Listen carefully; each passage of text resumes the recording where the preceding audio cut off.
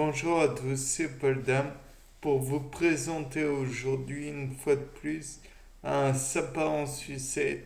Et aujourd'hui, je me suis demandé si l'on prélevait certains organes de bovins, même ceux et surtout ceux qui étaient atteints de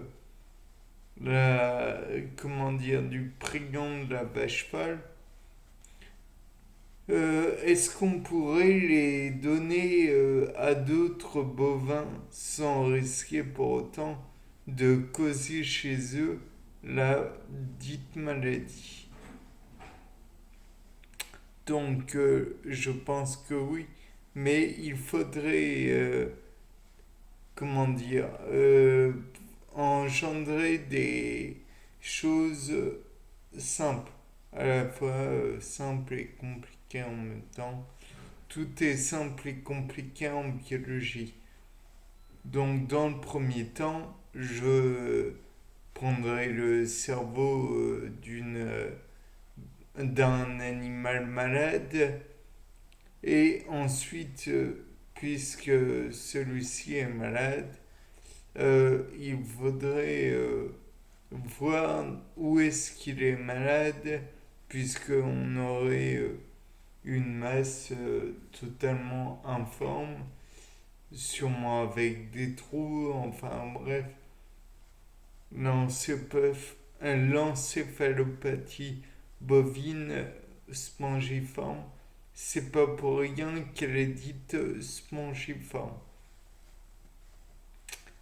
Donc, s'il y a des trous, c'est dû en fait à une anomalie de repliement d'une protéine ou d'une mauvaise conformation d'une protéine. Et donc, pour permettre à cette, comment dire, pas cette protéine de se replier, mais de la trouver. Tout d'abord, je prendrais bien les, les anticorps qui doivent être dans le corps de l'animal. Et je présume qu'il y en a qui se sont fixés sur les protéines en question. Je ferai en sorte naturellement de les rendre lumineux pour être tout à fait sûr, avec un fluorophore, j'entends, pour être sûr de bien avoir atteint les différentes protéines. Et donc là, je me dirais, bon, soit j'ai les éléments considérés. Bien. Maintenant, ce que je pourrais faire, c'est les utiliser en mettant en solution, entre guillemets, le cerveau du bovin et le repartir sur un banc d'électrophorèse. Là, déjà, je pourrais éventuellement dissocier toutes les protéines qui pourraient être, comment dire, dans le cerveau, les protéines d'ailleurs, et puis les autres éléments. Puis, je laisserai migrer. Et quand arrivera la dissociation ultime, enfin, quand il n'y aura plus de migration des différents éléments, j'imagine que certains seront, illuminés et d'autres beaucoup moins. Donc les protéines illuminées, comme je le dis là en cet instant, pourraient être lavées et injecter du reste des protéines. Peut-être que par la suite, on n'aurait plus aucun élément nocif. Euh, et puis, si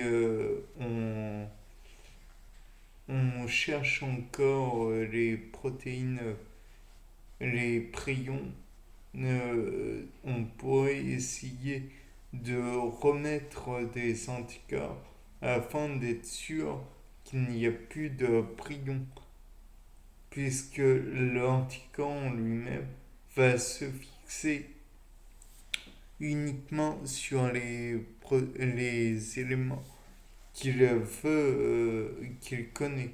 Et donc, par là, si la protéine est correctement repliée, alors il ne va pas reconnaître la protéine. Et donc, par voie de conséquence, il ne va pas reconnaître de prion. Sinon, on peut toujours envisager la possibilité de faire un western blot. Mais bon, si vous vous rappelez bien, de toute façon, c'est exactement la même chose. On va chercher à faire migrer sur un banc d'électrophorèse des éléments couplés à des anticorps et les anticorps vont avoir un effet électropositif ou négatif, enfin bref, et comme ils vont être attachés aux protéines du prion, alors dans ce cas, il ne va pas y avoir 100 000 possibilités. Si il s'attache au prion, alors on pourra éliminer le prion des éléments nocifs et par la suite, il n'y aura plus de problème pour donner la farine, pour déshydrater les protéines non prions, enfin non, non négatives, enfin bref.